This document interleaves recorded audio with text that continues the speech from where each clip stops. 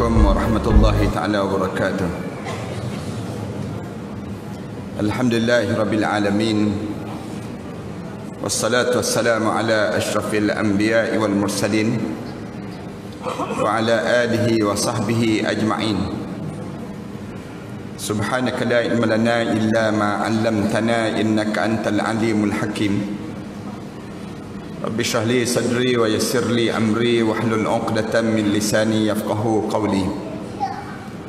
Rabbi yassir wa la tu'assir wa tammim bil khair. Qala Allah Ta'ala fi kitabil aziz ba'da a'udzu billahi minasy syaithanir rajim.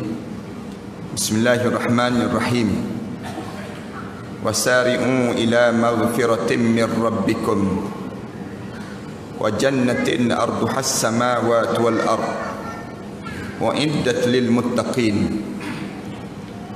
Bersegeralah kamu ataupun berlarilah kamu ataupun berkejaranlah kamu dalam kamu minta ampun kepada Allah, kerana sesungguhnya Allah telah menyediakan syurga ini seluas di antara langit dan juga bumi.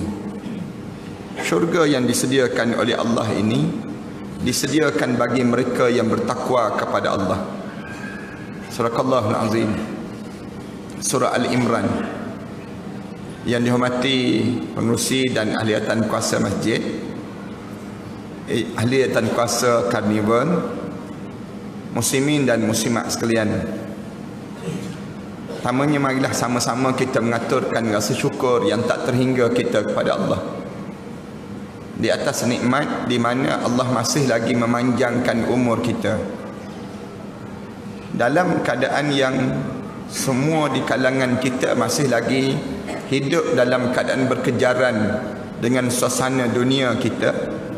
Tiba-tiba Allah pilih kita untuk kita datang, untuk kitanya menyiapkan bekalan dalam perjalanan hidup kita bagi satu hari yang perlu kita lalui dalam hidup kita masa yang akan datang nanti, iaitu di alam-alam mahsyar ataupun alam-alam di depan pada diri kita yang perlu kita lalui nanti. Ayat yang saya baca sebentar tadi, ayat yang Allah cerita pada kita supaya kita ni dalam hidup kita ni jangan suka menangguh-nangguh dalam setiap perbuatan yang kita lakukan dalam mentaati perintah Allah. Antara perkara yang suka ditangguh dalam hidup kita ini ialah kita suka menangguh untuk bertaubat kepada Allah.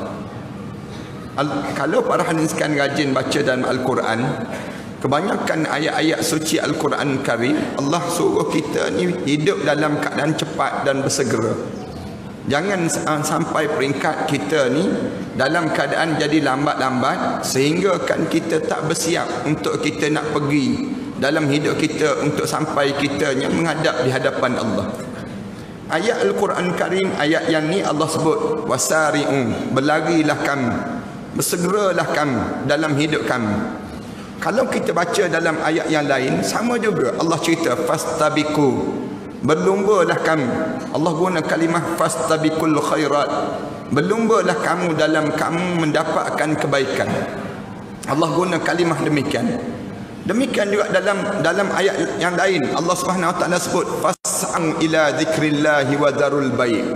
Misal contoh pada hari Jumaat sebegini, ayat yang Allah guna fas'au, hendaklah kamu cepat, katanya Allah, bersegera dalam hidup kamu.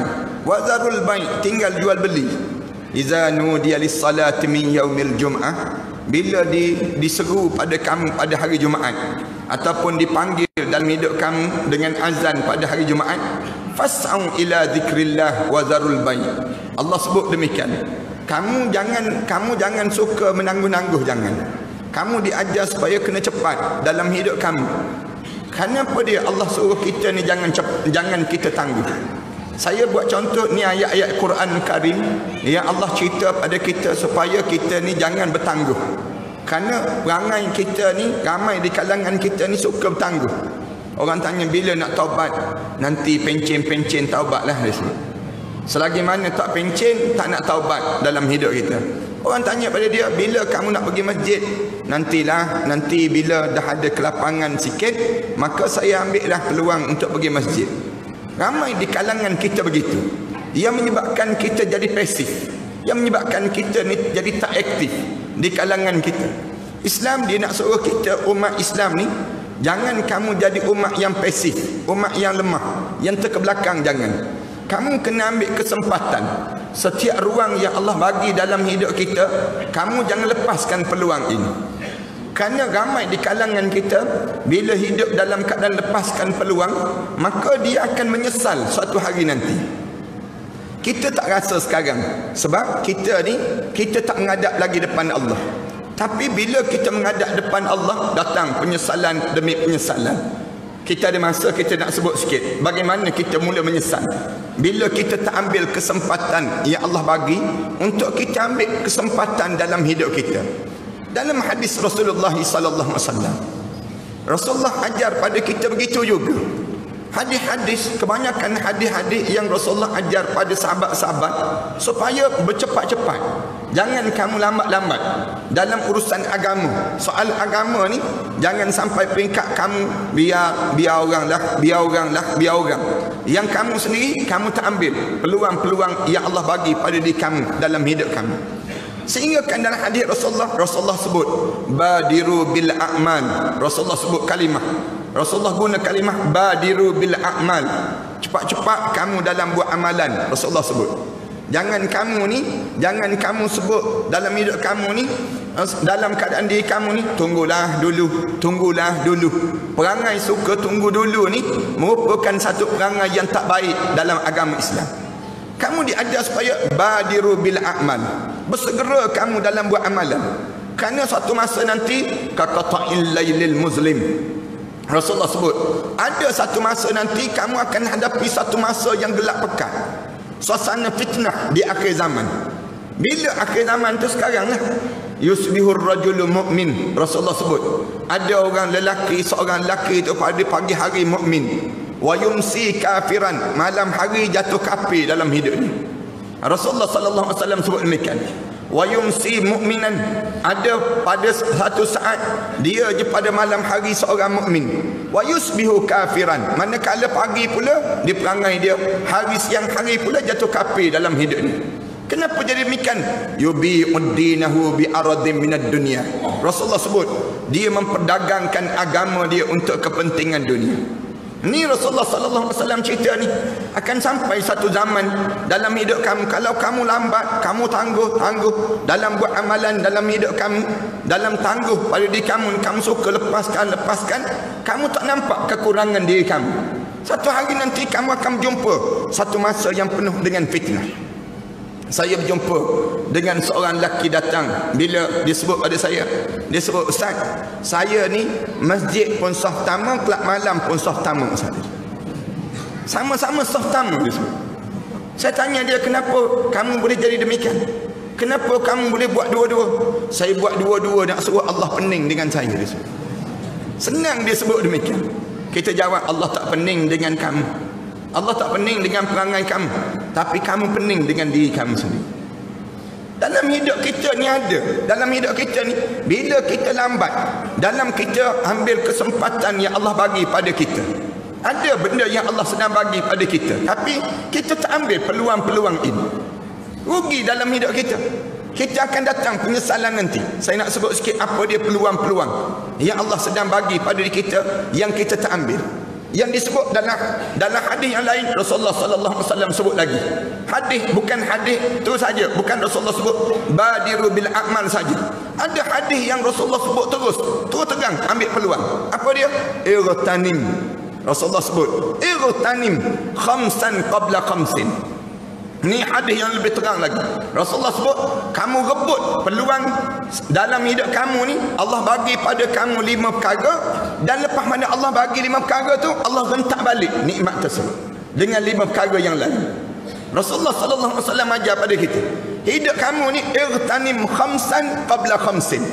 Rasulullah sebut rebut 5 masa sebelum datang 5 masa pada diri kamu. Bila Rasulullah sebut saja begitu, Rasulullah sebut terus apa dia yang kamu kena ambil dalam diri kamu. Rasulullah kata apa dia? Syababaka qabla harami. Rasulullah mula sebut muda kamu, wahai anak muda, muda kamu ni sebelum datang masa tua dalam hidup kamu. Kamu ambil peluang Waktu mana Allah sedang bagi peluang waktu kamu muda. Bila kita muda dalam hidup kita ni, ulama-ulama sebut muda ni start daripada usia kita 9 tahun sampai usia 40 tahun. Ni masa muda. Masa muda ni ulama-ulama bincang umur kita ni, peringkat umur manusia ni ada 2-3 peringkat. Peringkat yang pertama kita jadi bayi, start daripada hari pertama sampai hari yang ke 2 tahun umur kita. Ni bayi dipanggil demikian. 2 tahun sampai usia 9 tahun kanak-kanak. Kanak-kanak yang tak ada tanggungjawab lagi. Start daripada umur 9 tahun sampai usia 18 tahun dipanggil remaja. Dalam hidup kita start daripada umur 9 tahun sampai 18 tahun. Ada setengah ulama kata 9 tahun sampai 20 tahun ni masa keremajaan. Masa inilah yang Allah sebut dalam Quran, fa'alhamaha fujuraha wa taqwaha. Aku mula ilhamkan pada kamu 2 jalan. Sepanjang kamu hidup ni, dalam hidup kamu ni, start daripada umur 9 tahun, kamu dah mula menjadi seorang remaja. Aku ilhamkan pada kamu 2 jalan. Wa hadainahun najdain. Kami bagi pada kamu 2 jalan untuk kamu pilih dalam hidup kamu. 2 jalan ni apa dia? Sama ada jalan ke syurga ataupun jalan ke neraka. Masa ni masa kebingungan. Dalam riwayat yang lain disebut lagi bahawa, diceritakan bahawa saat mana kita remaja ni zaman kegilaan dalam kehidupan kita. Dalam satu riwayat sebut asyababu syu'batun minal junun, disebut demikian. Remaja satu juzuk daripada juzuk-juzuk kegilaan dalam hidup. Bila kita remaja, kita jadi bingung. Perjalanan umur kita bingung. Aku ni macam mana sebenarnya aku sedang memilih? Aku nak ke mana saat remaja? Remaja-remaja ni kita jadi dalam keadaan yang teragak-agak, nak jalan ke syurga ke, nak jalan ke neraka. Masa ni masa penuh kegilaan. Para hadis kan tengok sendirilah remaja-remaja. Kalau kita nak tengok remaja-remaja ni gila tak gila, bingung tak bingung saat umur dia usia begini, cuba tengok gambar-gambar kita remaja-remaja dahulu. Kita tengok gambar kita muda-muda dulu kan, mesti kita geleng kepala. Muka siapalah macam ni kita. Kenapalah macam ni? Rambut kita tegak, kemudian baju pula pakai baju bertampal-tampal baju kita. Cakap pula gila-gila. Yo dia bercakap. Gila-gila kan? Remaja-remaja ni gila-gila. Ni arah atas motor. Kepala ke bawah, kaki ke atas. Kalau orang gila memandang, orang gila pun geleng kepala. Katanya orang gila. Aku gila dah, ada lagi gila pada aku, katanya orang gila. Nak sebutnya zaman keremajaan. Tapi sekejap je. Start daripada usia 20 tahun sampai usia 40 tahun, ni masa dewasa dalam hidup kita. Rasulullah kata rebut masa ni. Masa di antara usia kamu start daripada 9 tahun sampai usia 40 tahun, syababaka qabla haramik. Akan datang masa tua dalam hidup kamu. Bila kita mula tua? Usia 40 tahun. 40 tahun mula tua yang pertama. Start daripada usia 40 tahun sampai usia 60 tahun, ni tua yang pertama. Tua yang pertama yang ada potensi untuk kematian pada diri kita demikian. Kemudian tua yang kedua bila? Usia 60 tahun. 60 tahun kamu jangan sibuk lagi dengan dunia. Usia 40 tahun ni pun kamu jangan sibuk dengan dunia. Pada usia 60 tahun kamu jangan sibuk lagi dengan urusan dunia. 60 tahun ni Rasulullah sebut umru ummati baina 60 wa 70. Usia yang tua yang kedua ni, umur umat aku di antara 60 tahun hingga 70 tahun saja, kata Rasulullah sallallahu alaihi wasallam. Lepas pada usia 70 tahun kita tidak dianggap tua dah, tapi kita dianggap bangka, dipanggil demikian. Orang Melayu kita panggil tua bangka. Tua yang lebih lah pada di saat itu. Ini yang diajar pada kita. Rasulullah kata ambil peluang. Wahai anak muda, bila kalian usia kalian di antara usia 9 tahun sampai 40 tahun, kalian jaga betul-betul. Ambil peluang di usia muda kamu. Untuk apa kamu jaga pemuda di waktu ini? Jaga yang disebut dengan agama. Agama kamu kena jaga. Kalau kamu tak jaga agama kamu, kamu akan musnah pada masa yang akan datang nanti. Agama pada waktu muda. Sehingga kan Allah pesan, rijalun la tulhihim tijaratun wala bay'un an zikrillah. Allah ajar demikian. Muda saat kamu ni, remaja muda ni, kamu jangan sampai peringkat dilekakan dalam hidup kamu. La tulhihim tijaratun, dengan perniagaan, wala bay'un, dan jual beli dalam hidup kamu. Leka dengan keadaan demikian. An zikrillah, daripada mengingati Allah Subhanahu wa taala. Wa man yaf'al zalika fa ulaika humul khasirun. Allah sebut, kalau kamu leka juga, di saat mana kamu usia ni, kamu termasuk di kalangan orang yang rugi. Rugi ni bagaimana rugi? Saya nak sebut sikit lagi. Bagaimana kesan daripada kalau kita tak pandai nak jaga peluang yang Allah bagi pada diri kita. Ni peluang. Bila kamu menjadi orang muda, kamu jaga agama. Jangan kamu terlibat dengan perkara-perkara maksiat. Jangan kamu biarkan diri kamu ke lembah-lembah yang menghinakan diri kamu di akhirat nanti. Waktu mana kita muda, jaga yang ni, peluang yang Allah bagi. Yang kedua, Rasulullah sallallahu alaihi wasallam sebut lagi. Ambil peluang apa dia? Sihhataka qabla saqamik. Sihat kamu sebelum kamu jatuh sakit, wahai hamba Allah. Ambil peluang dalam hidup kamu ni. Kamu ni ada orang-orang yang Allah jadikan dia tak sakit. Tapi jangan ingat kamu tak sakit sampai bila-bila. Satu hari nanti Allah akan bagi sakit. Kenapa Allah bagi sakit dalam hidup? Allah nak bagi tanda-tanda untuk kita bersiap menghadap depan Allah. Dalam hadis Rasulullah sallallahu alaihi wasallam cerita, bila kita mula lahir saja, Allah jadikan kita ni 99 perangkap kematian. Start daripada kita mula lahir tu, 99 perangkap Allah perangkap untuk mati. Perangkap untuk mati ni perangkap. Ada orang yang kena perangkap yang ke-45 mati. Berapa kali dah kita nak kena langgar pada kereta? Berapa kali dah dalam hidup kita ni jatuh pokok? Berapa kali dah kita berenang sungai, hampir-hampir lemas dalam sungai? Berapa kali dah dalam hidup kita ni dijangkiti dengan penyakit-penyakit? Tapi dalam keadaan demikian, kita terselamat. Allah bagi selamat dalam hidup kita. Bila kita selamat ni, kamu jangan ingat kamu selamat lagi dengan lepas pada ni. Tak. Ada 99 perangkap yang Allah perangkapkan perjalanan hidup kita ni. Untuk kita sampai perangkap yang ke-99, kamu tak boleh lepas. Perangkap 99 ni apa dia? Perangkap tua, penyakit tua. Bila kita tua, disebut dalam hadis Rasulullah, bila kamu tua, kamu tak ada dah ubat yang lain yang boleh menyembuhkan kamu kecuali kamu mati lepas pada kamu tua. Ini cara Islam nak ajar supaya bila Allah bagi peluang pada kita ni, ambil peluang. Waktu sihat, kamu kena jaga apa dia? Jaga agama. Jaga agama. Bila kamu sihat, jangan kamu sibuk nak jaga perut kamu. Bila kamu sihat, jangan kamu sibuk nak jaga yang disebut rumah tangga kamu. Bila kamu sihat, jangan kamu sibuk nak jaga yang namakan dengan kerja-kerja kamu tak. Tapi bila kamu sihat, tugas kamu jaga agama dalam hidup kamu. Jaga agama tanggungjawab di kalangan kita, setiap di kalangan kita, untuk kita menegakkan agama Allah Subhanahu taala. Dua. Yang ketiga, ambil lagi peluang apa dia? Wa ghinaka qabla faqrik. Rasulullah sallallahu alaihi wasallam sebut, kaya kamu sebelum kamu jatuh miskin dalam hidup kamu.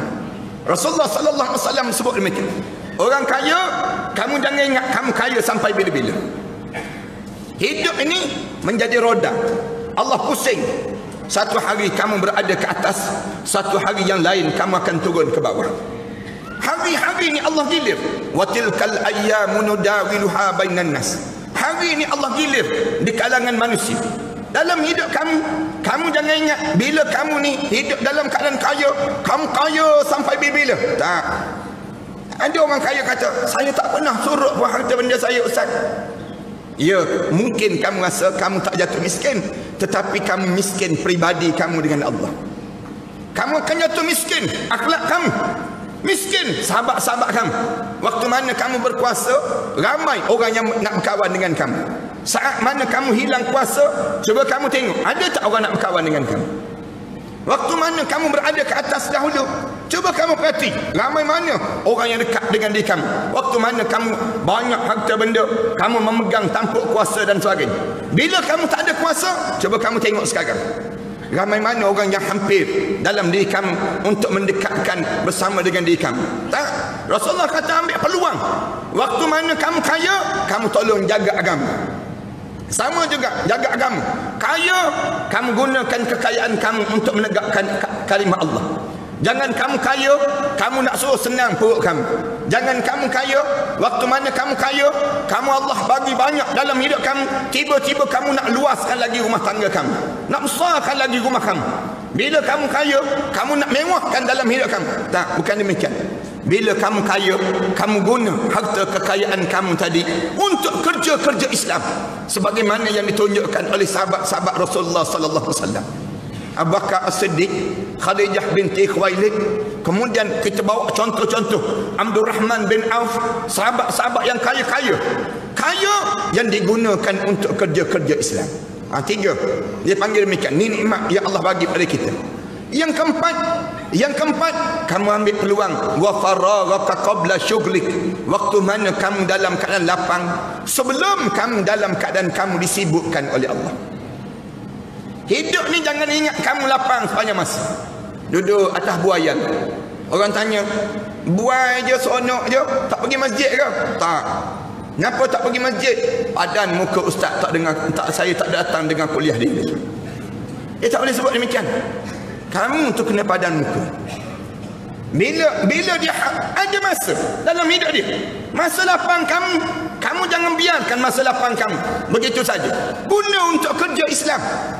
Wa faragaka qabla syughlik. Masa lapang dalam hidup kamu ni Allah bagi pada diri kamu. Bila kamu lapang dalam hidup kamu, jangan kamu biarkan masa berlalu begitu saja. Orang tanya, sekarang buat kerja apa? Buat kerja dia disebut demikian. Orang tanya pada dia, tak ada kerja ke sekarang? Tak, saya dah pencen. Lepas tu sekarang buat apa? Saya RTM je sekarang. RTM, rehat tunggu mati, dia sebut demikian. Saya rehat tunggu mati lah sekarang ni. Tak ada. Dalam Islam dia tak ada istilah tersebut. Selagi mana kamu tak mati, selagi tu kamu kena buat kerja untuk Islam. Ruang dalam hidup kita ni, ruang-ruang kita ni, jangan kita biarkan berlalu begitu saja. Habis masa main game, habis masa duduk karaoke misalnya contohnya, habis masa kita duduk depan TV, habis masa kita dalam kerja-kerja dalam hidup. Jangan. Kamu akan rasa menyesal suatu hari nanti. Kamu akan datang penyesalan pada diri kita dalam hidup kita ni. Ruang yang Allah bagi ni dalam hidup kamu kena jaga apa dia? Jaga agama dalam diri kamu. 3, 4. Dan yang kelima, kamu tolong ambil peluang kamu yang Allah bagi pada diri kamu apa dia? Yang kelima Rasulullah sebut, wa hayataka qabla mautik. Waktu mana kamu hidup sebelum kamu dimatikan oleh Allah Subhanahu wa taala. Ambil peluang yang ni. Kerana semua orang yang terlepas peluang ni akan datang penyesalan. Menyesal ke tak menyesal, mereka tersebut yang menghadap depan Allah, kebanyakan di kalangan kita akan menyesal. Bila peluang-peluang yang Allah bagi pada diri kita ni, kita biar berlalu begitu saja. Patutnya kita di atas dunia ni, kita diajar supaya jaga apa dia? Jaga yang disebut dengan agama. Ini tanggungjawab kita. Bila kita hidup atas muka bumi ni, ingat satu tanggungjawab besar kita. Apa dia? Islam. Islam ni tanggungjawab di setiap di kalangan kita. Inna aradnal amanata 'ala as-samawati wal ardi wal jibal. Kami bentangkan tanggungjawab Islam ini kepada langit, kepada bumi, kepada bukit, gunung, ganang, pada segala-galanya. Fa'abaina an yahmilnaha. Semuanya tak sanggup nak pikul Islam. Wa hamalahal insan. Yang sanggup memikulnya ialah manusia. Lalu kami pikulkan Islam itu ke atas manusia. Tapi manusia ni innahu kana zaluman jahula. Manusia ni ada dua perangai. Perangai apa dia? Zaluman, buat sentiasa buat khianat pada diri sendiri. Khianat pada diri sendiri ni. Bila kamu ada peluang, tiba-tiba kamu lepaskan peluang ini. Kamu buat khianat pada diri kamu sendiri. Dalam hidup kita ni zaluman. Yang kedua, jahulan. Manusia membiarkan diri dia dalam keadaan kejahilan. Dua benda ni sifat yang ada. Bila begitu, Allah jadikan timbul penyesalan. Bila kita menyesal, jemaah sekalian, saya sebut banyak kali yang pertama penyesalan dalam hidup kita. Kali yang pertama menyesal. Bila kita menyesal, bila kita nampak mereka mula berdiri depan muka kita. Di saat mana malaikat mula datang berduyun-duyun, hijab mata kita mula dibuka. Bila hijab mata kita mula dibuka, buka hijab mata kita ni, saat mana mata kasar kita tak nampak dunia. Saat mana mata hati kita tidak memandang lagi. Saat tersebut hijab mata kita saja terbuka. Berdiri mereka di depan muka kita. Malaikat mula sebut, wahai anak Adam, aku cari setitik air untuk kamu telan, sudah tidak ada. Aku cari sepatah kataan yang keluar daripada mulut kamu, sudah tidak ada. Aku cari selangkah untuk kamu melangkah, sudah tidak ada. Aku cari rezeki kamu, sudah tidak ada. Aku cari detik nafas kamu yang keluar daripada kerongkongan kamu, sudah tidak ada. Wahai roh, sila keluar daripada jasad ini. Bila sebut keluar saja daripada jasad ini, Allah rakam mulut-mulut manusia yang tak ambil kesempatan ini. Allah mula sebut, kebanyakan mulut manusia sebut apa dia pada malaikat? Laula akhartani ila ajalin qarib. Alangkah bagusnya malaikat kalau sekiranya kamu jangan bagi mati lagi saya malaikat. Jangan bagi mati malaikat sekejap malaikat. Boleh bagi tahu tak pada Allah? Jangan bagi mati lagi. Nak buat apa dia? Fa asaddaqa, saya nak bersedekah di jalan Allah. Wa akum minas salihin, dan bila saya yakin sungguh sekarang juga saya nak jadi hamba Allah yang salih. Baru nak jaga Islam. Bila baru nak tanggung Islam, malaikat sebut apa dia? Walan yuakhirallahu nafsan iza jaa ajaluha. Allah tak tangguh dah. Bila sampai nyawa kamu, ajal kamu untuk dimatikan oleh Allah, wallahu khabirum bima ta'malun. Allah tahu perangai apa yang kamu akan ulang balik kalau ditangguh kematian pada diri kamu. Mula ditaruh, malaikat mula masuk dalam tubuh badan ini. Waktu mana masuknya malaikat ni, malaikat ulang, wajaat sakratul maut bil haqq zalika ma kunta minhu tahid. Telah datang saat kematian yang penuh dengan kebenaran. Inilah masa yang sering kali kamu tangguh-tangguhkan, kamu lari-larikan sepanjang kamu hidup di atas dunia dah. Kita hidup atas dunia ni lari daripada apa? Lari daripada mati je. Orang kita ni kalau kita tengok dia jogging pagi-pagi tu, kita tanya dia, kamu lari jogging pagi-pagi ni, kamu lari daripada apa? Dia jawab terus, lari daripada mati. Dia jawab, lari daripada mati je. Kita makan tiap-tiap hari ni supaya apa dia? Supaya tak cepat mati je. Kita buat benda apa pun dalam hidup kita ni, lari daripada apa dia? Lari daripada mati. Sekarang sampai dah, malaikat sebut dah sampai masa ni. Masuk saja dalam tubuh badan kita ni, malaikat dah mula masuk, mula tarik daripada hujung kaki kita. Bila tarik daripada hujung kaki, dia jadi keliru balik. Kebanyakan manusia jadi keliru. Mati ke tak mati ni? Dia ni tak pernah belajar. Manusia ni yang jadi, kita ni kan, orang kita mana pernah belajar pun tentang kematian. Tak tahu pun bab mati. Macam mana mati? Benda lepas pada mati ni apa dia? Dia jadi agak-agak. Tarik pada hujung kaki tu. Bila malaikat mula tarik daripada hujung kaki ni, dia, syaitan pula sebut, relax ya, relax. Syaitan sebut, bro, relax bro. Tak mati lagi ni, tak mati ni. Baru hujung kaki baru. Tarik daripada hujung kaki, naik sampai ke lutut. Terangkat-angkat. Aku ni nak mati ke nak benda ni? Dia tanya. Nak jadi apa ni? Dalam keadaan kita tarik lagi, naik sampai ke lutut, sampai ke pusat. Tarik kumpulan kedua, tarik sampai ke pusat. Bila sampai ke pusat tu, tiba-tiba turun balik. Roh ni turun. Sejuk di pusat kita ni, sejuk yang amat sangat di pusat. Tiba-tiba roh ni turun balik ke bawah. Bila turun balik ke bawah, syaitan sebut, kan aku dah sebut tak mati, katanya syaitan. Tak mati ni. Ni tengok ni, rasa sendiri. Dia sedang turun. Bila turun sampai ke bawah ni, bila sampai ke bawah tersebut, tiba-tiba masuk kumpulan yang ketiga. Malaikat nak cabut nyawa kita ni. Masuk kumpulan yang ketiga, tarik daripada bawah tu, rentak naik, zup naik ni sampai ke halkum terus. Bila sampai di halkum perasan tu, baru perasan dia ni nak mati. Baru terkejut. Allah mati tu. Allah mati tu, sampai di halqum tu rasa mati tu, mulut dia sebut terus, Allah rakam. Mulut manusianya yang menyesal ni kata apa dia? Qala inni tubtul an. Malaikat bagi tahu pada Allah, sekarang aku taubat. Aku taubat dah sekarang. Bila roh ni sampai di halqum, mulut sebut terus, taubatlah ya Allah sekarang.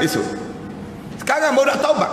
Malaikat jawab terus, walaisatit taubatu lilladzina ya'maluna as-sayyi'at hatta idza hadara ahaduhumul maut qala inni tubtul an. Tak dianggap taubat. Bila roh ni sampai di halqum, baru mulutmu baru nak sebut. Mulut kamu baru nak sebut yang kamu ni taubat sekarang. Walaisa taubah, tidak dianggap taubat. Bila sebut tak dianggap taubat, kok keluar. Kok keluar tu, naik roh ni ngadap depan Allah. Ngadap depan Allah ni panjang cerita ni. Jemaah-jemaah biasa dah dengar kot cerita tentang bila roh kita keluar nak pergi mana. Lepas pada keluar tu, naik ngadap depan Allah. Allah sebut, sama ada salah satu je Allah sebut, tentukan dia di kalangan ahli syurga illiyin, katanya Allah.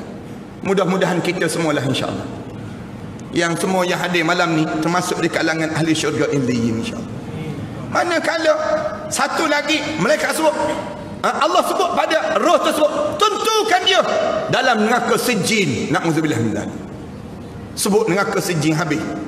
Tak ada benda dah nilai. Tak bernilai langsung dah. Masa yang kita lalui dalam hidup, sesen pun tak bernilai. Tak ada nilai langsung. Turun roh, turun diri di hujung kepala. Kita mula nampak siapa nak mandi jenazah kita. Kita rasa ni orang buka kita ni, kita nampak seorang-seorang siapa yang datang nak mandi mayat kita.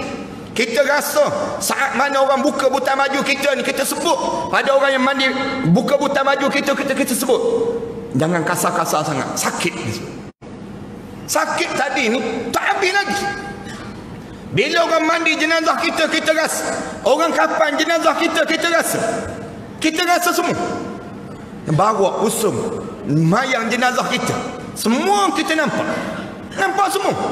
Bila sampai saja ke kubur, nampak diri dua orang malaikat muka dan nakir di hujung kaki kita.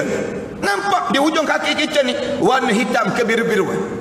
Bila turun je jenazah kita, lepung sekali dah, rasa dah himpitan kubur di kalangan di kalangan umat Nabi Muhammad sallallahu alaihi wasallam. Tak ada seorang pun boleh terlepas. Himpitan kubur ni beza-beza berdasar pada amalan masing-masing. Ni kena belajar khusus. Jangan cepat nak mempertikaikan. Yang jenis tak belajar ni kadang-kadang dia fikir dalam hadis je, dia tak fikir benda yang lain. Ulama-ulama dah rujuk bincang dalam bab tersebut, dalam bab yang namakan dengan ad-darat, himpitan kubur. Bila himpit kubur turun saja jenazah kita ni, hadap muka ke kiblat, bangun tanah depan muka kita. Bangun tanah tu, dalam keadaan bangun tanah tu, tutup liang lahat. Bila tutup liang lahat saja, bunyi tanah-tanah yang turun. Tanah-tanah yang turun terbunyi. Datang bila sampai parah lutut je.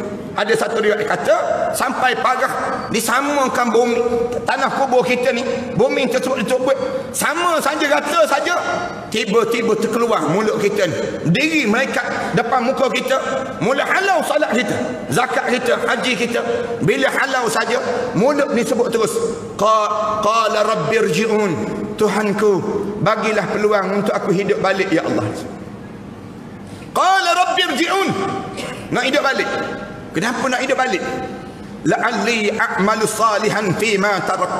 Kalau aku boleh hidup balik ya Allah, aku nak buat balik amalan salih yang aku tertinggal sebelum daripada ni ya Allah. Nak buat balik. Banyak amalan salih ni tertinggal ya Allah. Bila aku boleh hidup balik, aku nak buat balik amalan salih yang tertinggal. Malaikat jawab terus, kalla, jangan harap kamu boleh hidup balik. Innaha kalimatun huwa qailuha. Mulut aja sebut yang kamu nak hidup. Wa min waraihim barzakhun ila yaumi yub'atsun. Sedangkan di belakang kamu akan mula melalui saat barzakh sampai kamu dibangkitkan balik di akhirat Allah Subhanahu wa taala. Jemaah sekalian, waktu mana ulama-ulama bincang kenapa yang nak hidup semula ni? Pelik manusia ni. Kalau kita baca dalam hadis Rasulullah sallallahu alaihi wasallam, Rasulullah sallallahu alaihi wasallam, Rasulullah cerita orang mukmin ni bila masuk dalam kubur, malaikat mula tanya, "Ma rabbuka?" Dia jawab terus, "Allahu rabbi." Dia jawab. "Wa ma nabiyyuka?" Dia boleh jawab, "Muhammad nabi." Dia jawab. Kubur ni semakin luas. Kubur ni semakin besar. Berubah kubur ni menjadi luah dia seluas 70 hasta, katanya Rasulullah sallallahu alaihi wasallam. 70 hasta ni seluas mana? 240 kaki. Luah kubur. Dalam satu riwayat yang lain sebut kubur ni semakin luah kubur dia nampak ni semakin luah kubur dia ni seluah mana? Sejauh mata memandang. Keluar ni rumput ni keluar warna hijau, kubur tu berubah menjadi warna hijau, berubah jadi warna hijau. Dalam keadaan berubah kubur menjadi warna hijau dia tersebut, malaikat heret tarik jenazah ni sandar di dinding kubur. Bila sandar di dinding kubur, malaikat tanya dia, hamba Allah ni, bila sandar tu meluruk kain kapan ni turun, kita pun tengok Allah mati dah aku ya Allah. Bila begitu di tengah sandar tersebut, tengah sandar tu malaikat tanya terus, hamba Allah, Allah tanya kamu nak hidup balik ke tak nak hidup balik? Nak hidup ke tak nak hidup? Kebanyakan jenazah ni, semua jenazah orang mukmin kata tak nak, malaikat tak nak. Tak ada seorang pun kata nak hidup balik. Kenapa tak nak hidup balik? Kenapa tak nak hidup balik? Bila tanya kenapa kamu tak nak hidup balik, sakit sakaratul maut tu terbawa sampai ke dalam kubur. Sakit sakaratul maut tu bawa sampai dalam kubur. Mereka tanya balik, kenapa tak nak hidup balik?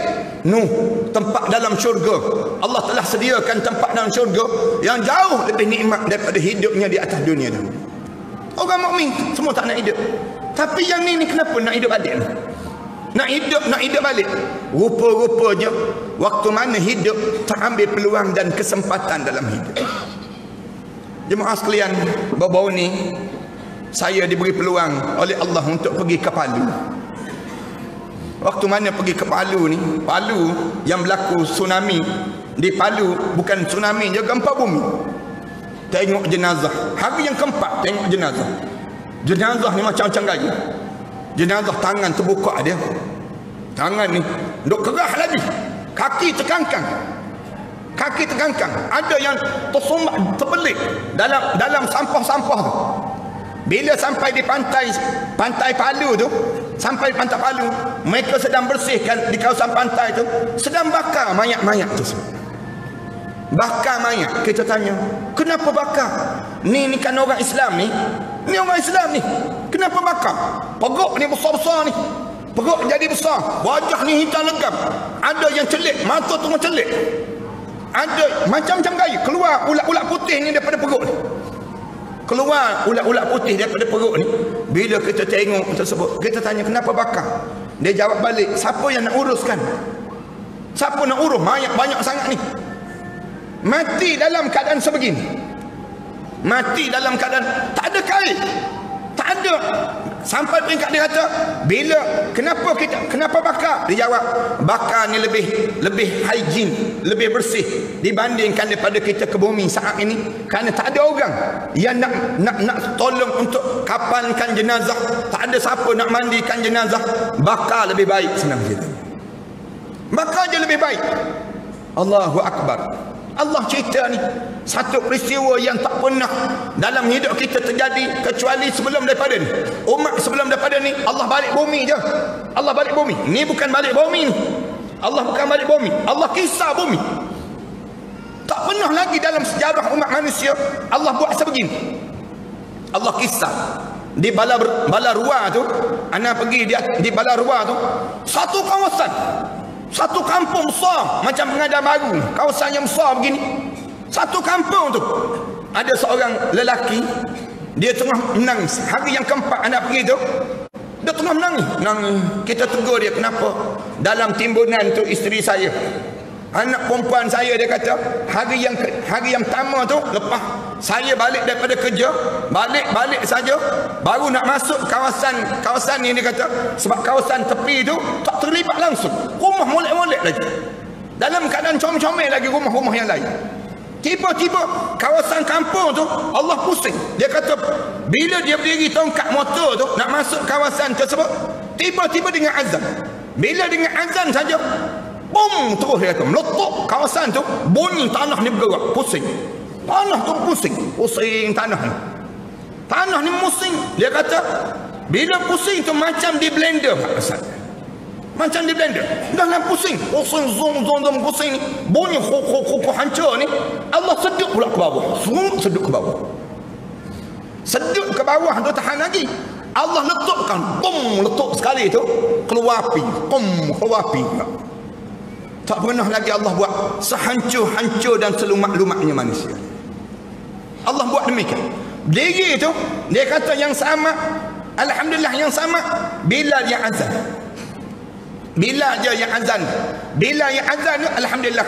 Dia nya pusing dalam tempat timbunan kayu, timbunan tanah tu lebih kurang 2 hari orang keluarkan dia daripada timbunan tersebut.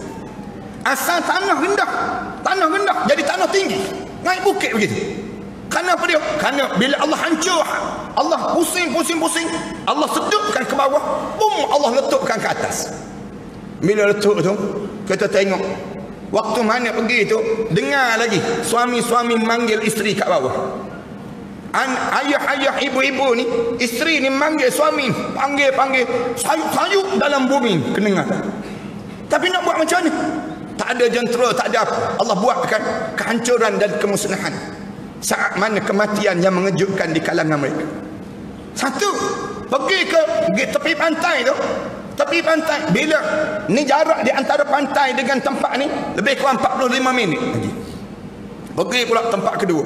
Pergi di tepi pantai ni, dia kata bila azan maghrib, Allah tegur umat manusia ni. Bila start daripada maghrib, puncanya dia kata, ni nak buat festival pneumonia. Semua pantai bagi makan ke laut. Bagi makan ke laut ni buat macam mana? Rodok kambing campak dalam laut.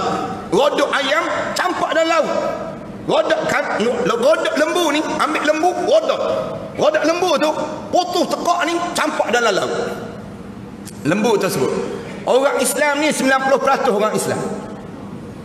Orang Islam ni buat kerja macam ni. 90% orang Islam demikian. Bila buat, ulama-ulama tegur.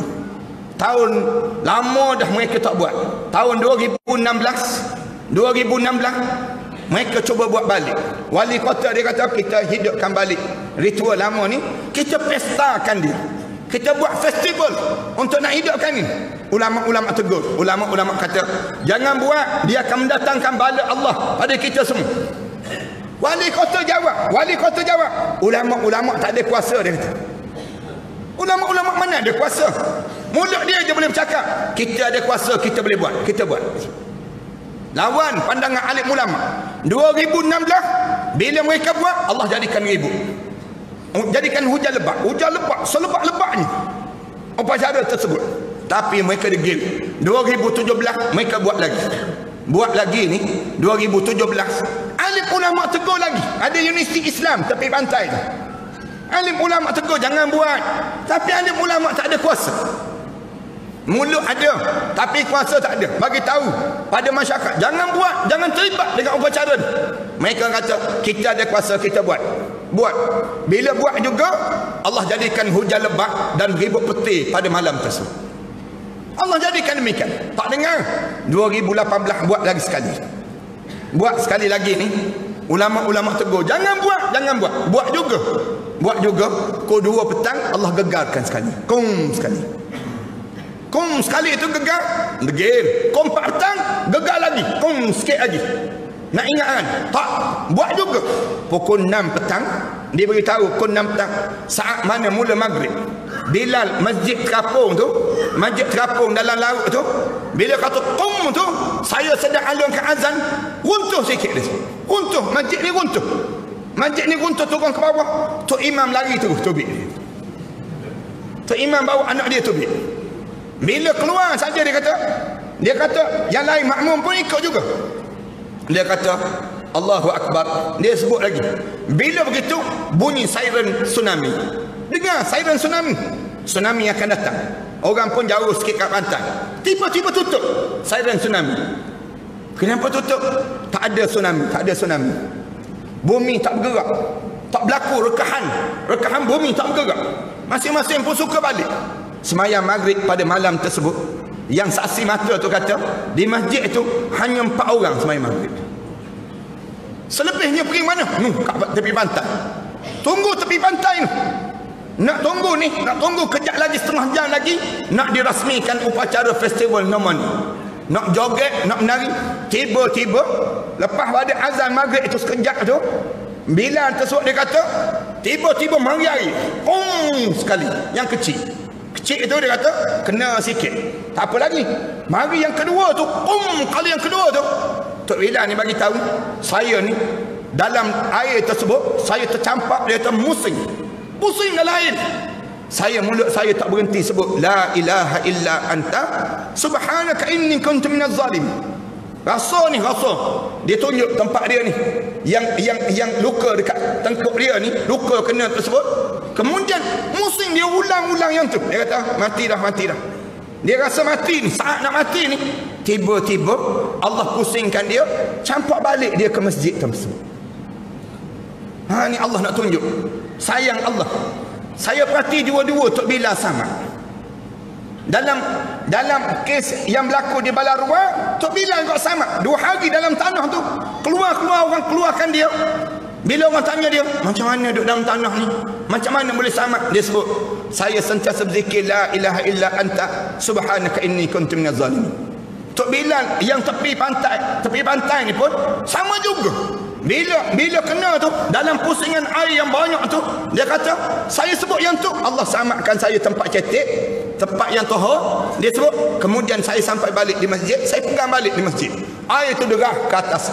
Naik air tu selaju mana? Selaju 800 km sejam. Macam laju kapal terbang. Lebih kurang setinggi mana? 5.6 meter. 5.6 meter air yang tinggi tu rempuh habis rumah-rumah dan sebagainya. Tok Bilal ni alhamdulillah sama. Beruntunglah siapa-siapa jadi Tok Bilal. Jangan jadi Tok Imam senang. Senang cerita.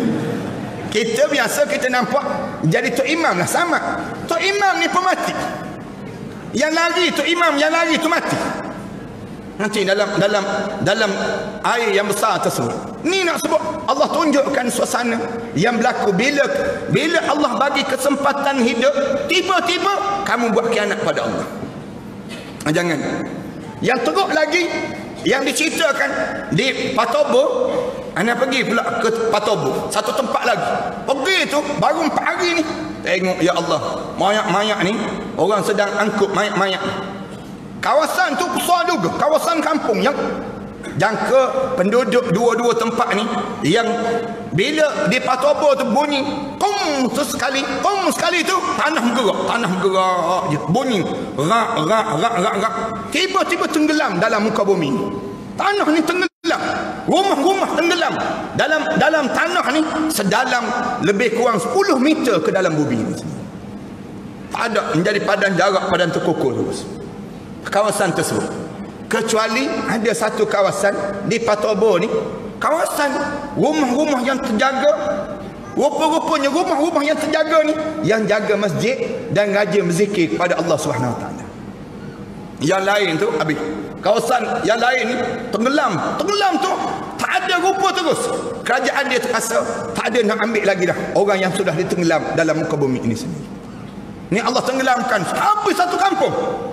Yang dahsyat malam tu, ada seorang doktor cerita pada saya.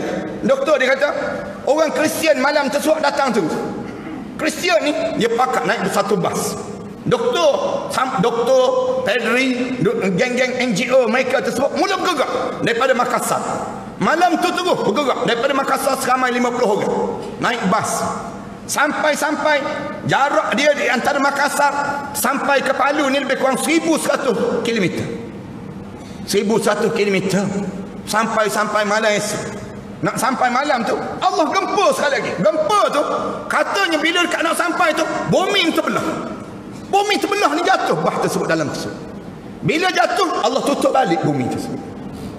Tak pernah dalam sejarah Allah belah bumi, kemudian lepas balik tersebut Allah tutup balik. Ramai yang mati, hilang sampai hari ni tak diketemui. Nak sebutnya gambaran bagaimana Allah tunjukkan kuasa dia. Bila kamu hidup, kamu lupa kepada Allah SWT. Ni hidup ni jangan lawan Allah. Waktu ni tak ada satu agama pun sebut ni Tuhan dia yang buat, tak ada. Hanya Islam saja yang sebut. Orang Islam sebut ni semua kuasa Allah. Di saat ni boleh nampak jelas bagaimana betulnya agama Islam. Jelasnya agama Islam nak ingatkan kita, jangan bila kita hidup di atas dunia ni, jangan kita biarkan peluang-peluang yang ada dalam hidup. Peluang apa yang kita kena jaga sangat? Para hadirin sekalian, ada 3 benda yang kena jaga sangat. Sebelum kita nak berhenti ni, anak nak sebut 3 benda dia tolong jaga. Yang pertama, tolong yakin dalam hidup kita dengan Islam. Dalam hidup ni jangan datang dalam jiwa kita ni perasaan, ragu-ragu terhadap Islam. Jangan. Letaklah Islam dalam hidup kita ni. Wala tamutunna illa wa antum muslimun.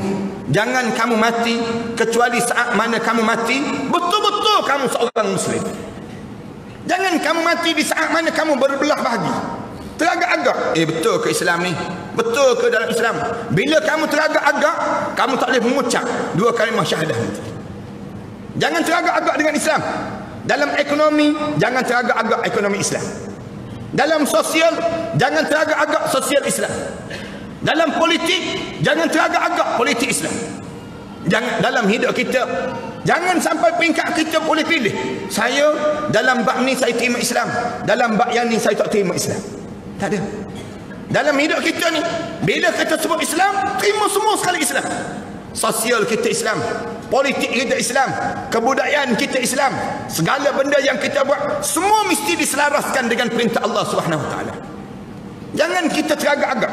Ada di kalangan sahabat-sahabat yang datang jumpa dengan Rasulullah sallallahu alaihi wasallam. Bila datang jumpa dengan Rasulullah, dia sebut kepada Rasulullah, "Ya Rasulullah, ada dalam jiwa kami ni perasaan ragu-ragu terhadap Islam ya Rasulullah. Mari dalam jiwa ni, dalam jiwa kami ni ada kadang-kadang teragak-agak dengan Islam, was-was dengan Islam. Nak buat macam mana ya Rasulullah?" Rasulullah jawab terus, tiap-tiap pagi mulut kamu sebut, "Raditu billahi rabbah wa bil islami dina wa bi Muhammadin nabiyyan wa rasulah." Ulang kalimah ni. Tiap-tiap pagi ni, mulut kita ni jangan tertinggal sebut, "Raditu billahi rabbah." Aku redalah Allah ni Rabb dalam hidup aku. Wa bil islami dinah. Islam ni sebagai satu way of life. Islam ni sebagai satu cara hidup dalam hidup aku. Islam ni bukan religion, bukan agama, bukan dipahami sebagai nama agama, tetapi Islam ni kena dipahami sebagai way of life, satu cara hidup dalam hidup kita. Segala benda dalam hidup kita dengan Islam. Wa bi Muhammadin nabiyyan wa rasulah. Rasulullah sebut di bibir kamu, Nabi Muhammad itu nabiyyan wa rasulah, dan juga rasul dalam hidup. Ni yang pertama kena jaga. Jaga yang ni. Jangan sampai rosak keyakinan kita dengan Allah. Yang kedua, dalam hidup kita, tolong ambil kesempatan beribadah kepada Allah. Ambil peluang yang Allah bagi. Jaga ibadah. Dalam hidup kita ni jangan rosak sikit pun ibadah kita pada Allah Subhanahu Wa Taala. Ibadah apa kena jaga? Solat, sembahyang kena jaga. Jangan main-main terhadap solat. Jangan tinggal walaupun 1 rakaat. Bila usia kita dah 40 tahun, berlatihlah untuk semayang berjemaah. Jangan tinggal daripada semayang berjemaah. Bila usia 60 tahun, jangan tinggal lagi pada diri kita untuk solat tahajud setiap malam pada diri kita. Jangan tertinggal walaupun 1 malam. Usia 60 tahun, jaga solat tahajud. Solat tahajud. Solat kalau dapat buat bagaikan Rasulullah buat 13 rakaat. Kalau kita mampu. Kalau kita tak mampu, buatlah walaupun 2 rakaat. Nak sebutnya bangun tiap-tiap malam. Umur 60 tahun. 60 tahun ni kita tak pergi ke mana dah. 60 tahun ni kita tak masuk pejabat dah. Nak tunggu umur 93 tahun pula nak masuk pejabat dia. Lambat lagi nak masuk pejabat. Umur 60 tahun kita tak buat kerja benda dah dalam hidup. Takkanlah tak boleh bangun juga kita. Jaga yang ni. Yang pertama, tolong jaga solat. Solat kena jaga dalam hidup. Solat yang penting pada diri kita. Sunat duha, kemudian tahajud malam. Ni amalan. Jangan tertinggal. Ni berebut saf yang pertama. Di masjid ni, siapa yang usia 60 tahun, jangan berebut saf belakang. Berebut saf yang pertama. Mari ke masjid, kita berebut saf yang pertama. Orang tanya kenapa saf pertama? Sebab saya nak menghadap depan Allah. Saya semakin hampir untuk dipanggil menghadap depan Allah. Ini tempat ayah-ayah dan ibu-ibu yang mesti direbut di kalangan kita. Beza sah yang pertama dengan sah yang kedua dalam rumah Allah Subhanahu Wa Taala ini sendiri. Yang pertama, dalam ibadah ni juga tolong jaga pada baca Quran. Quran jangan sampai tak boleh baca. Saya sebut mana-mana pun banyak kali dah. Jangan sampai peringkat orang kita ni tak boleh baca Quran. Siapa-siapa tak boleh baca Quran, pastikan umur dia panjang-panjang dan tak mati-mati. Jangan bagi mati. Lagi mana kita tak boleh baca Quran? Cari orang untuk belajar Quran. Jumpa dengan ustaz-ustaz, jumpa dengan AJK masjid, bagi tahu pada AJK masjid, tuan, saya tak boleh baca Quran, tuan. Saya tak reti nak baca Quran. Tolong saya. Saya takut-takut kalau saya mati dalam keadaan saya tak boleh baca Quran. AJK masjid jangan jawab pula, saya sebenarnya tak boleh baca juga. Jangan jawab begitu, buat malu company kita. Jangan jawab demikian. Kalau tak boleh baca, jangan jadi AJK masjid. Jangan jadi AJK masjid lah kita tak boleh baca Quran. Biar malu sikit kita dengan Allah. Biar Quran boleh dibaca. Tiap-tiap di kalangan kita Quran, siapa yang tak boleh baca Quran, dia mati masuk dalam kubur, confirm dia tak lepas menghadap depan Allah nanti. Tak lepas. Masuk dalam kubur je malaikat tanya, boleh baca Quran? Tak boleh. Apa tak boleh baca? Sibuk benda. Sibuk tengok Khabib lawan McGregor. Sibuk dalam hidup ni, dalam hidup dia sibuk semua. Dalam hidup sampai tak boleh nak baca Quran. Jangan. Quran mesti boleh baca. Ayah-ayah, kalau kalian dah usia, kita dah usia sampai 60 tahun, kita tak ada kerja lain dah dalam hidup kita, pastikan kita boleh baca Quran 10 juzuk sehari. 10 juzuk sehari. Mesti kita boleh baca 10 juzuk sehari. Jangan rajin baca WhatsApp. Jangan rajin baca Facebook je. Baca Quran tu utama. Kalian tak akan menyesal dengan Quran yang kalian baca. Baca, kalau boleh faham, kau utamakan. Kalau boleh lebih lagi, kita kata saya dah boleh baca Quran dah Ustaz. Ya ngapa? Ngapa Quran? Tambah hafalan Quran. Kita jangan buat alasan, saya tak boleh ngapa Ustaz, saya benak sikit dulu. Kita tanya kenapa benak? Makan semut banyak lajak. Bukan semut je, dengan hengga-hengga pun makan. Nak sebutnya sampai tak boleh baca gitu. Jangan. Dalam hidup kita ni, biar kita boleh ngapal. Ngapal paling tidak 3 surah je. Sebelum kita menghadap depan Allah, dalam dada kita ni ada 3 surah. Surah apa dia? Surah yang pertama, surah Al-Mulk. Surah Al-Mulk mesti dihafal. 30 ayat je, tak panjang pun. Rasulullah sebut, siapa yang baca surah Al-Mulk sebelum daripada tidur, dia tidur, malam tu dia tidur dan dia mati. Masuk ke kubur, tak berjumpa yang disebut dengan soalan malaikat munkar dan nakir, dan tiada azab kubur untuk dia. Besarnya nilai surah Al-Mulk. Hafalah di bibir kita je, tabarakalladzi biyadihil mulk wa huwa ala kulli syai'in qadir. Tiap-tiap hari ni hafal. Hafal surah Al-Mulk. Dah ingat surah Al-Mulk, sambung surah kedua. Surah yang pendek, surah Al-Kahfi panggil mungkin. Tak panjang pun, 110 ayat je. 110 ayat ni kita hafal. Surah Al-Kahfi. Biar di bibir kita ni, alhamdulillahillazi anzala ala 'abdihil kitab wa lam yaj'al lahu iwaja. Ulang dan ulang. Baca surah Al-Kahfi 110 ayat. Bila kita ingat dah surah Al-Kahfi, sambung surah yang ketiga. Surah ketiga ni surah terpendek dalam Quran. Surah Al-Baqarah dia panggil demikian. Tak panjang pun. 286 ayat je dia panggil. Surah Al-Baqarah, hafal surah Al-Baqarah. Kenapa surah Al-Baqarah? Rasulullah sebut, mana-mana rumah yang dibaca surah Al-Baqarah, syaitan tak berani masuk dalam rumah tersebut. Syaitan tak masuk. Mana-mana rumah yang dibaca surah Al-Baqarah. Bayangkan dalam dada kita yang ada surah Al-Baqarah, ada berani syaitan nak masuk? Dada yang menghafal surah Al-Baqarah. Kalau rumah sebesar tu pun syaitan tak berani masuk kerana dibaca surah Al-Baqarah. Dada yang ada surah Al-Baqarah, yang hafal surah Al-Baqarah, lagilah tak berani syaitan nak mari dekat dengan kita. Ni gangguan syaitan ni berlaku bila menjelang usia kita tua, lagi kuat syaitan ganggu dalam hidup kita. Lalu Al-Quran mesti rapat. 2, dalam ibadah ni juga tolong jaga yang 3. Yang 3 apa dia? Banyakkan bersedekah di jalan Allah. Yang 3 ni, tolong kita berebut untuk bersedekah, berinfak di jalan Allah. Dalam hidup kita ni ada peluang je sedekah. Jangan kita sebut semalam kutip dah, malam ni nak kutip pula. Jangan nak marah. Jangan pada diri kita je rasa tak puas hati. Bila kita ni ada peluang je sedekah, bagi je. Bila kita bagi, kita kena ingat setiap kali mana kita bagi, sebenarnya bukan kita bagi kepada tabung tu, bukan kita bagi pada benda tu, tapi kita bagi pada diri kita balik. Setiap kali mana kita bagi, sebenarnya kita bagi untuk diri kita sendiri. Dalam poket kita ni kebetulan ada dua keping. Sekeping RM50, sekeping lagi RM1. Agak-agak mana orang rasa? Agak-agak kan? Kita nak agak-agak pada diri kita ni. Bila lalu tabung derma tu, agak-agak mana orang rasa? Setengah orang ambil RM1. Ambil RM1 letak dalam tabung. Bila kita taruh, kita letak RM1 di akhirat nanti, kita tengok balik RM1. Malu aku. Yang RM50 banyak lagi tu kedai kita nak beli ni. Maknanya yang sebenarnya milik kita yang kita masuk dalam tabung, yang kita infak di jalan Allah. Manakala benda yang kita simpan ni bukan milik kita. Semuanya Rasulullah sebut demikian. Yang kamu makan milik tandas, yang kamu pakai milik ampayan. Rasulullah sebut begitu. Manakala jasad kamu akan dihancurkan oleh tanah, yang kamu bawa ialah amalan dalam hidup kamu.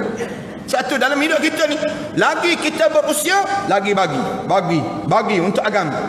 Bila orang tanya, kenapa ni bagi ni? Saya nak tukar daripada nilaian harta dunia kepada nilaian harta untuk ke syurga Allah SWT. Ni hidup orang mukmin. Bila kita dah berusia pun, kita simpan pun tak ada guna dah. Tak ada guna dah. Ramai mana orang kita disebut tu, dia kata, saya simpan untuk bekalan hari tua, Ustaz. Orang dah hajar dah saya, simpan untuk bekalan hari tua. Kita tanya, sekarang tak tua lagi ke? Baru nak tua, dia kata. Baru nak tua. Yang menyebabkan akhir dia simpan. Bila dia mati, dia menyesal. Dia menyesal tak sempat. Yang lebih teruk lagi, anak-anak dia berkelahi, berebut harta yang ditinggal tersebut. Anak-anak dia berkelahi.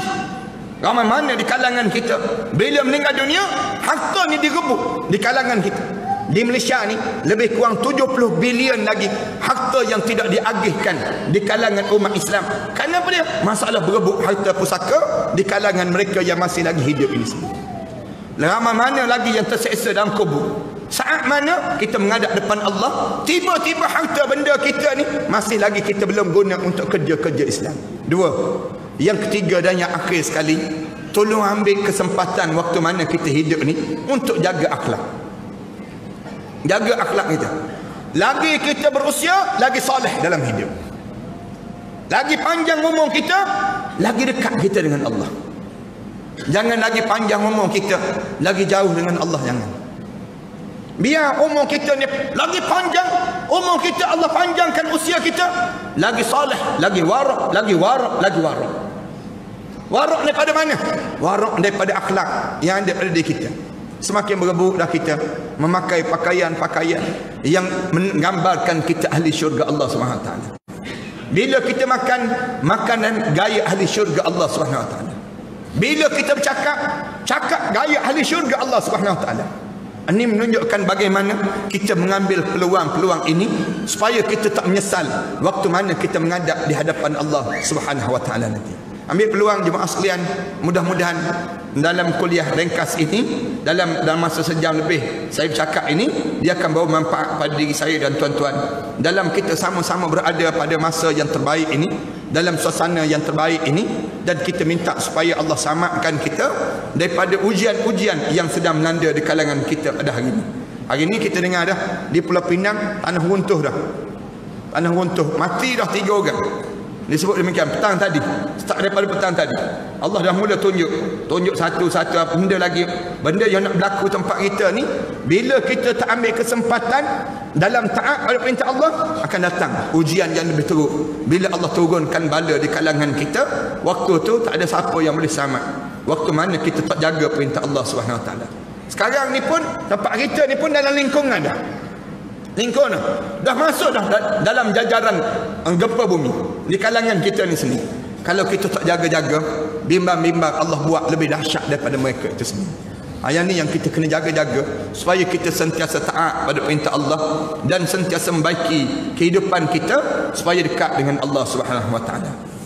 Jemaah sekalian, sekadar itulah mudah-mudahan Allah jadikan pertemuan kita ni pertemuan yang diberkati dan dirahmati di sisi Allah. Dan insya-Allah belakang nanti jemaah sekalian ada tabung yang kita lancarkan untuk membiayai aktiviti-aktiviti Masjid Jami' Mengadam Baru ni, yang banyak program-program yang kita buat, termasuk kuliah, termasuk berbagai-bagai lagi ni tuan-tuan. Derma-derma yang kita minta supaya saya diminta supaya lancarkan tabung derma untuk siri-siri kuliah-kuliah dan juga ceramah-ceramah yang kita nak susun lagi. Banyak lagi program-program yang nak dibuat di masjid ini. Jadi tabung-tabung derma yang ada tersebut insya-Allah ada petugas ke? Ada petugas ke? Tak ada petugas. Masukkan saja dalam tabung tong-tong derma ni dan jemaah minta supaya kita masukkan. Masuk tu kalau lekat-lekat beg duit tu, ambil beg tu sombak belaka. Senang. Ada di kita mudah dipanggil demikian. Kemudian yang kedua jemaah sekalian, sebelum daripada kita baca doa ni, ana ada karang satu kitab. Kitab ni persiapan menjelang kematian. Kitab ni bila ana karang kitab ni tak sempat nak hurai dalam radio IKIM. Radio IKIM anaknya bila anak kuliah dalam radio IKIM lebih kurang 3 tahun setengah 4 tahun ni, bila sampai tukar kerajaan baru ni, dia minta supaya anak berhenti kuliah terus, supaya jangan cerita lagi bab-bab mati ni, tak usah cerita lah, senang ceritanya. Tapi alhamdulillah radio Manis FM, radio Terengganu ni jemput anaknya untuk sambung balik cerita tentang perkara demikian. Tuan-tuan boleh dengar lah tiap-tiap Manis FM ni sekarang ni pada lebih kurang pukul 5.30 petang pada setiap petang Jumaat. Saya mulakan dengan siri kuliah Jannati, program Jannati, ke syurga. Macam mana kita nak pergi ke syurga. Mudah-mudahan saya ni bercita-cita besar dalam hidup, mengharapkan supaya cita-citanya kalau boleh nak suruh semua rakyat Malaysia ni kalau mati masuk syurga terus insya-Allah. Ini harapan kitanya demikian. Mudah-mudahan kita dapat termasuk di kalangan demikianlah. Saya karang kitab begini. Kitab ni ada satu doa yang diajar oleh Rasulullah kepada Abu Hurairah radhiyallahu anhu. Dalam kitab ni, waktu mana Rasulullah ajar pada Abu Hurairah, dia sebut, Abu Hurairah, nak tak kalau aku ajar pada kamu satu doa? Bila kamu baca doa ni, kamu mati, tempat kamu dalam syurga Allah dan kamu diharamkan daripada api neraka Allah. Lalu Abu Hurairah sebut pada Rasulullah, apa dia Rasulullah? Rasulullah pun ajar baca doa ni. Doa ni panjang sikit. Guru ana waktu mana ana belajar dahulu, guru ananya dia kata dia baca kami ikut. Bila dibaca kami ikut, lepas pada tu hujung tu dia kata saya ijazahkan doa ini pada kamu semua. Kami pun jawab, kami terimalah doa ini. Jadi malam ni anda nak baca balik doa ni. Kalau ada jemaah-jemaah yang pernah dah baca ni, boleh ulang balik. Lepas pada anda baca, jemaah ikut. Kemudian hujung nanti anda sebut, saya ijazahkan doa ini pada jemaah semua. Jemaah jawablah, kami terimalah doa ini insya-Allah. Nanti mudah-mudahan demikian. Ni doa ni ajar pada keluarga masing-masing pula lepas pada ni insya-Allah. Baca doa ni. La ilaha illallah. Yuhyi wa yumit. Wa huwa hayyun la yamut. Wa subhanallah rabbil ibad wal bilad walhamdulillah hamdan katsiran tayyiban mubarakan fih ala kulli halin. Allahu akbar kabiran kibriya Rabbina wa jalalatuhu wa qudratuhu bikulli makanin. Allahumma in kunta amrattani litaqbida ruhi fi awwali maradi hadha faj'al ruhi fi arwahi man sabaqat lahum minkal husna wa ba'idni minan nar kama ba'anta awliya'aka alladhina sabaqat lahum minkal husna. Saya ijazahkanlah doa ini pada jemaah semua. Kitab ni sebenarnya nak buat seminar, beberapa tempat dah buat seminar ni. Alhamdulillah dalam kitab ni ada 3 bab. Bab bila kita usia 40 tahun kita nak buat amalan apa dia. Bila kita ziarah orang sakit dekat nak mati, kita nak buat macam mana? Kemudian bila kita sendiri sakit, kita dah tahu dah kita ni ada penyakit dah, sampai dah masa. Nak buat benda apa dalam hidup kita? Nak baca doa benda apa? Doa yang kita kena baca. Ini doa-doa dalam ni lah. Jemaah sekalian, bila kita ziarah sahabat-sahabat kita sakit ni, lebih baiklah kita bagi kitab ni. Bagi kitab ni daripada kita bagi durian, nangka, mempelam ni. Baik kita bagi kitab ni, dia pun tengok kitab ni. Matilah tu, senang dia sebut.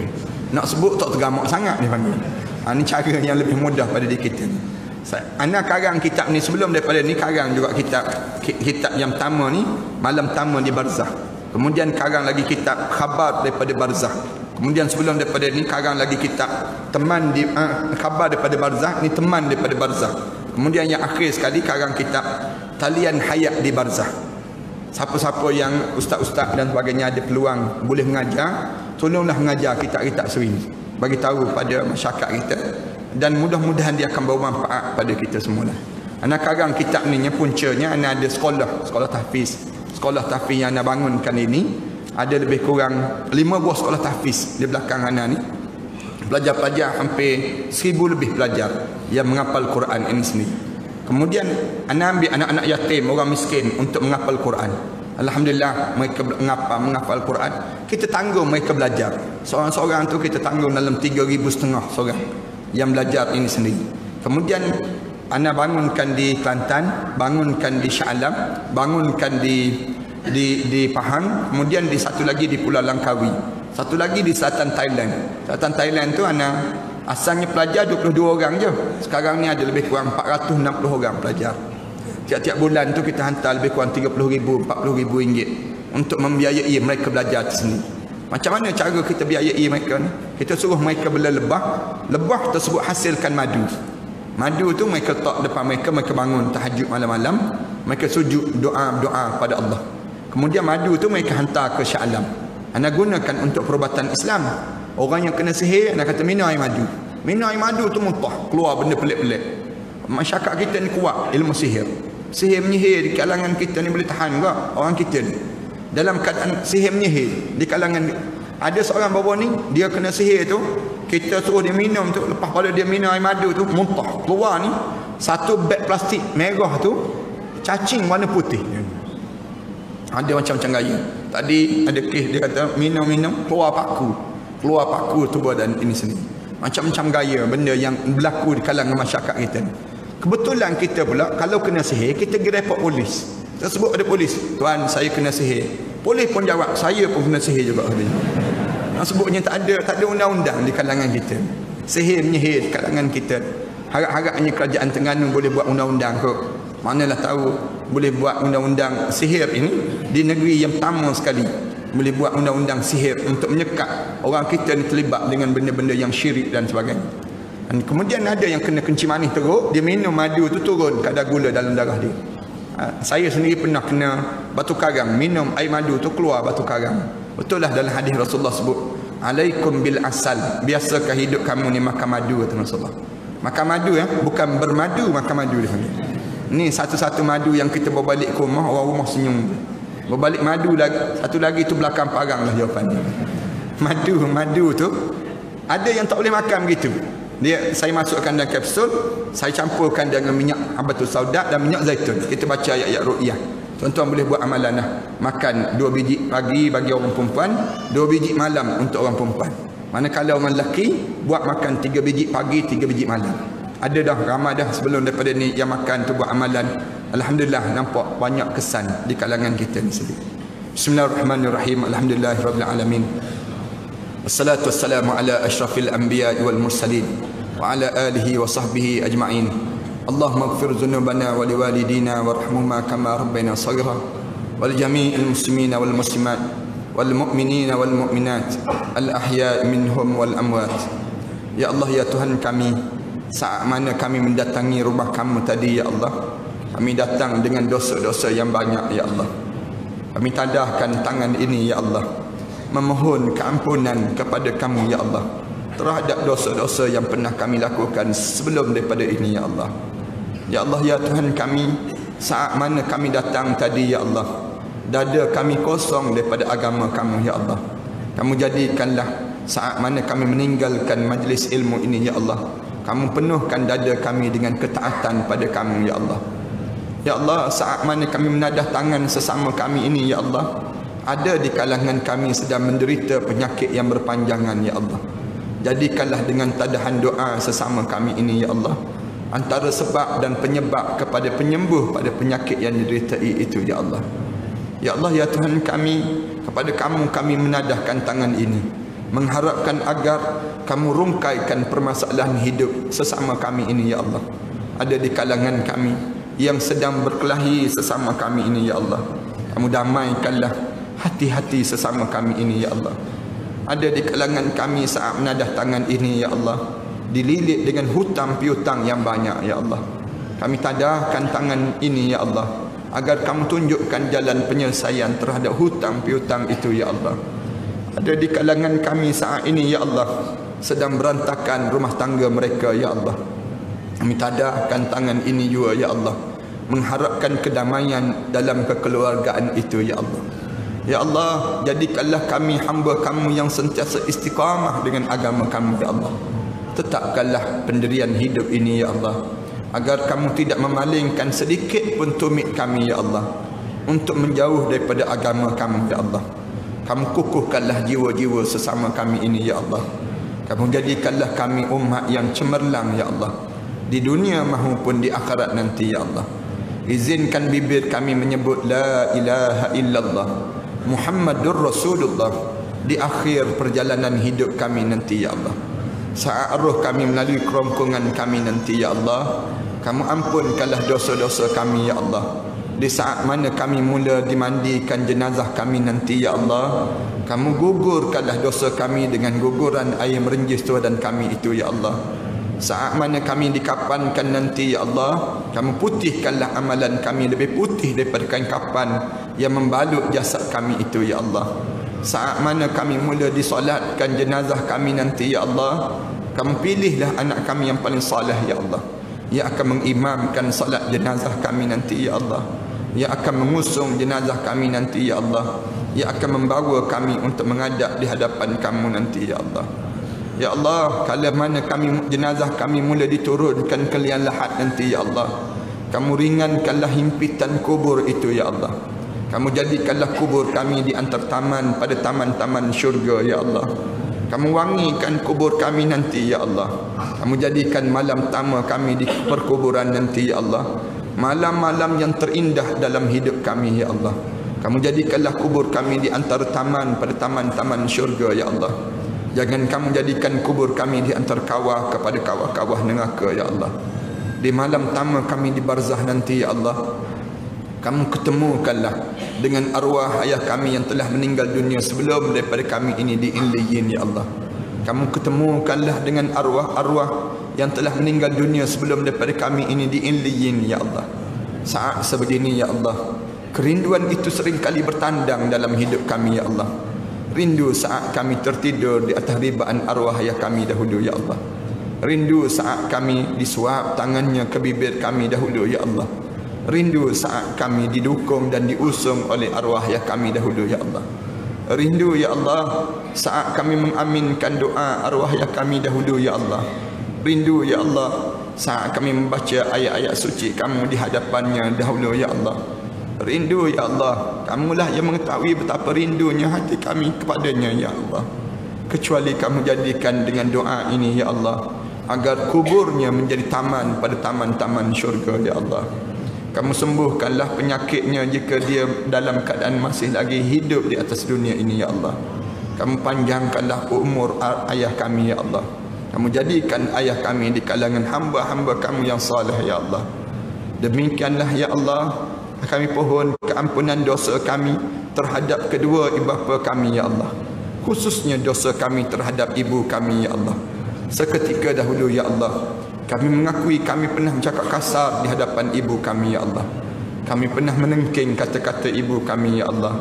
Kami pernah meninggikan suara di hadapan ibu kami ya Allah. Kami pernah membentak-bentak kata-kata ibu kami dahulu ya Allah. Kami pernah ya Allah, kami pernah melukakan hati ibu kami ya Allah. Kami pernah memalingkan wajah kami di saat mana nama kami dipanggil dan dipanggil oleh ibu kami, ya Allah. Ampunkan dosa kami di kala itu, ya Allah. Ampunkan dosa kami di kala itu, ya Allah.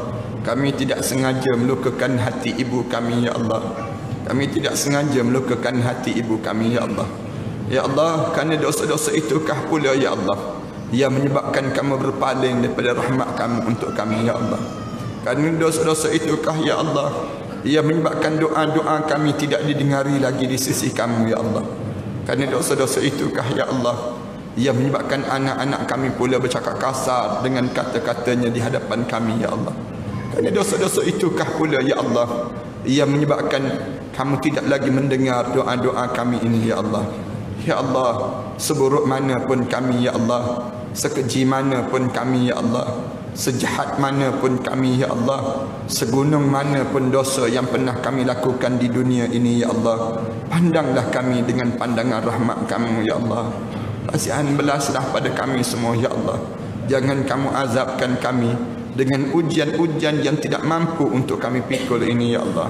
Rabbana alaika tawakkalna wa ilaika anabna wa ilaikal masir. Rabbana ja'alna muqimas salah wa min dhurriyyatina rabbana wa taqabbal du'a.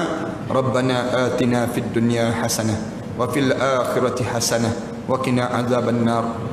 Wa sallallahu ala Muhammad wa ala alihi wa sahbihi wa sallam walhamdulillahi rabbil alamin.